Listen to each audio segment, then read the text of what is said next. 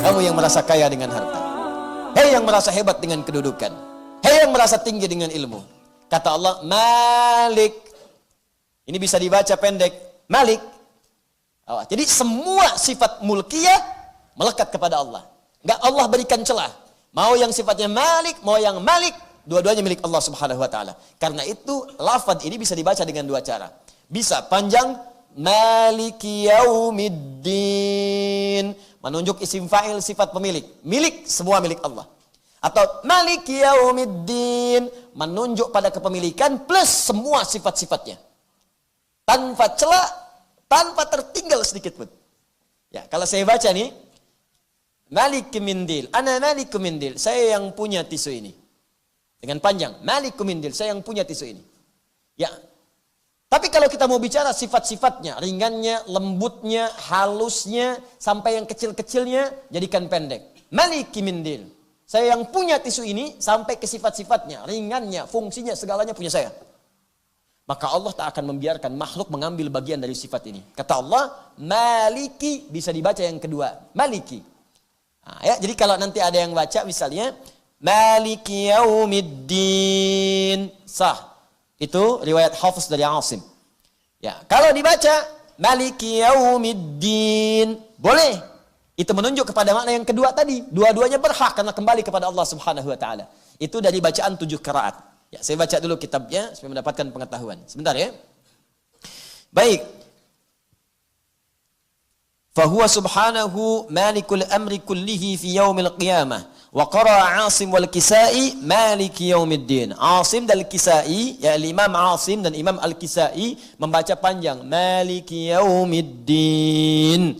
Ya wa qara'a al-baqun bi maliki yaumiddin. Sedangkan imam-imam yang lain membaca pendek. Maliki Yaumiddin. Nafi' punya 2 murid, Qalun dengan Waras bacaan pendek. Maliki Yaumiddin. Hamzah punya 2 murid, Khalad dengan Khalaf. Ya selain yang 2 tadi. Maliki Yaumiddin. Yang 2 Asim dengan Al-Kisai bacaan panjang. Maliki Yaumiddin. Kenapa bisa dibaca 2 ini? Untuk menunjuk kepada 2 makna tadi secara menyeluruh. Sehingga tidak ada hamba satupun yang mengklaim tentang 2 hal tadi. Secara singkat, baik Malik ataupun Malik itu menunjuk kepada kepemilikan mutlak. Ya. Saya lambatkan sedikit.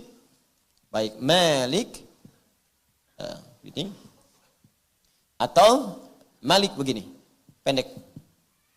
Dua-duanya menunjuk kepada kepemilikan mutlak.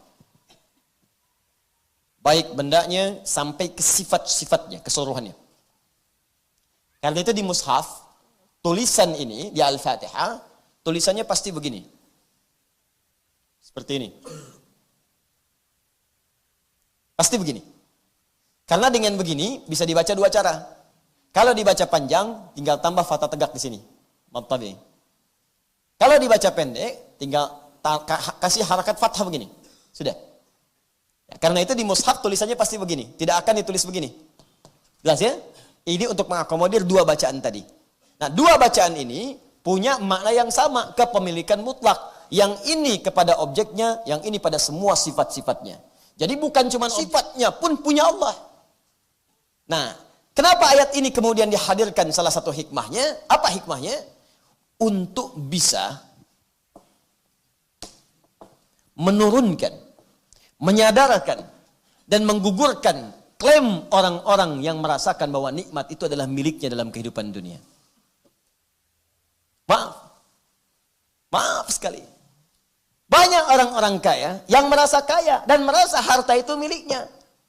Sehingga ketika Allah mintakan untuk zakat, dia berkata, kenapa saya mesti zakat? Saya yang capek-capek kerja, dia yang dapat. Dia merasa harta itu punya dia. Ya, maka kata Allah disadarkan, Maliki Yaumiddin, Malik. Hei, saya yang punya harta itu. Awas, saya belum sampai ke Yaumiddin, saya baru bahas kalimat Malik dulu. Nanti saya teruskan dengan kalimat Yaumiddinnya. Saya yang punya harta itu, bukan kamu. Kamu cuma saya titipkan saja. Kamu cuma saya pinjami, nanti besok-besok dikembalikan kepada saya. Kalau rawatan kamu bagus, saya bayar, saya tuntaskan, saya berikan balasan dari apa yang telah kamu kerjakan itu. Karena itu setelah kalimat Malik adalah lafaz ad-din. Apa ad-din dalam bahasa Arab itu? Makna pertama al-jaza.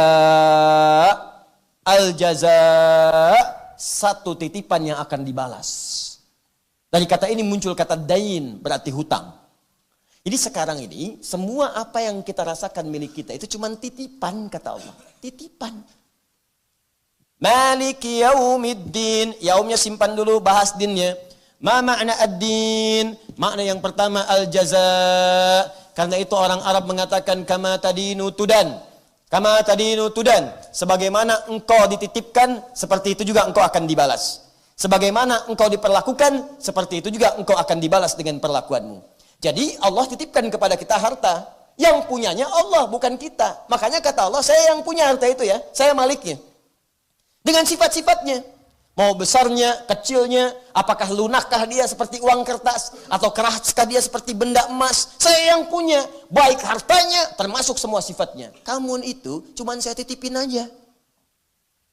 Ada yang merasa sekarang punya mobil ya. Maaf ya, itu cuma titipan. Anda yang merasa punya rumah luas sampai sekarang, maaf, cuma titipan. Anda yang mengklaim sampai bikin kartu nama, pemilik 37 perusahaan. Maaf, cuma titipan. Titipan. Yang punya siapa? Kata Allah, saya maliknya, saya yang punyanya. Saya titipkan padamu, supaya kamu kelola jadi amal soleh. Nanti saya balas saat pulang kepada Allah ke akhirat kelak. Makanya, maaf ya, makanya sifat pemilik dengan sifat yang dipinjami itu beda. Peminjam dengan pemilik lain. Kalau pemilik itu akan terus membawa yang dimiliki sampai kapanpun tiada batas. Kalau peminjam sementara aja batasnya habis, nggak akan jadi pinjaman lagi. Nih, maaf ya, maaf sekali lagi. Kita habis di dunia, pindah kan? Pindah kemana? Nah, ke alam kubur ya. Sebelum ke akhirat kan ke kuburan dulu, ya. Pindah ke alam kubur. Kita jangan bicara akhirat dulu deh, kuburan dulu deh. Ya, meninggal dunia. Dunia, baru pindah kemana? Ke alam kubur. Sekarang kita akan dapat titipan nih. Karena titipan, maka semua harta yang kita dapatkan di dunia karena titipan, ketika kita pindah ke alam kubur, maka tidak akan ikut. Karena alamnya beda. Yang punya alam sudah ngatur. Bekal kuburan dengan bekal dunia beda. Bekal kuburan dengan akhirat ada mirip-miripnya. Apa yang dititipkan di dunia, nggak akan dibawa sampai ke kuburan. Diatur oleh pemiliknya. Kalau itu punya antum karena Anda pemilik, pasti akan dibawa ke kuburan. Karena yang punya Anda. Tapi ada nggak orang wafat dibawa semua kemudian hartanya? Nggak ada. Silahkan cek orang-orang yang wafat, yang telah mendahului kita. Kalau dia punya mobil 10, nggak usah 10-nya lah. Ada nggak satu yang dibawa ke kuburannya? Ada yang nulis wasiat, kalau aku wafat kuburkan bersama mobilku? Nggak ada. Ada nggak dari 10 rumah yang dimiliki? Satu rumah aja. Ya begitu mau meninggal, bongkar habis rumahnya, masukin kuburan. Gak ada. Ada nggak pemilik handphone yang saat meninggal diikut kuburkan dengan handphonenya? Kalau itu milik dia, dia akan ikut membersamai pemiliknya. Tapi karena itu bukan milik dia, maka pemiliknya mengatur. Ini cuma dunia saja, pindah ke alam kubur, beda lagi sifatnya.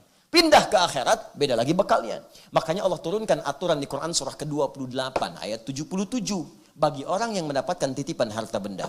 Wabtaghi fima atakallahu daral akhirah wa la tansa nasibaka minad dunya. Kata Allah, "Hei, aku titipkan harta kepadamu, bukan aku berikan." Nggak ada yang aku berikan, makanya nggak akan kamu bawa saat pindah ke alam kubur. Aku cuma titipkan. Titipan itu, maka pandai-pandailah dengan titipan itu, cari kemuliaan kau di akhirat nanti. Saya titipkan kepadamu harta, karena ibadah kamu dengan fisik itu nggak maksimal. Orang yang kamu sebut gak punya itu, saking gak punyanya rajin puasa. Senin Kamis udah lewat. Engkau baru Senin, dia sampai Kamis. Engkau Senin Kamis, dia tambah Ayyamul Bid. Engkau tambah Ayyamul Bid, dia sudah puasa Daud. Ya itu gak bisa kamu susul. Maka saya berikan kelebihan padamu lewat harta, titipan. Supaya dengan itu kamu zakat. Makanya ketika zakat dapat pahala 10 kali. Dengan itu kamu infak. Ketika infak dapat pahala 700 kali lipat. 700 itu untuk nyusul dia yang puasa. Untuk nyusul yang dia tiap malam bangun malam. Untuk nyusul dia yang setiap hurufnya itu berapa? 10 pahalanya. Karena dia hafal Quran. Yang kamu sebut gak punya uang itu hafal Quran. Setiap hurufnya 10. Bismillahirrahmanirrahim sudah 19 huruf. Ente baca Quran sehari aja gak punya waktu. Pengen masuk surga. Saking sayangnya saya kepadamu, kata Allah, saya titipkan harta supaya nyusul. Makanya dengan infak 700 kali lipat. Dengan zakat 10 kali lipat. Dengan sedekah tambah lagi. Berlipatnya itu untuk nyusul amalan orang lain yang belum dijangkau. Jangan lupakan dunia. Jangan lupakan, silahkan.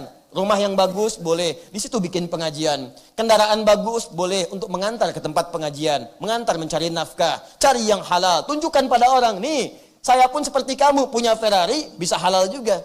Jadi kalau saya bisa kerjakan dengan yang halal, kenapa engkau cari dengan korupsi? Itu poinnya. Jadi jangan pernah Anda merasa dalam hidup ini punya sesuatu, cuman titipan. Di mana-mana orang titipan itu nggak ada yang sombong. Tuh tukang parkir ketitipan.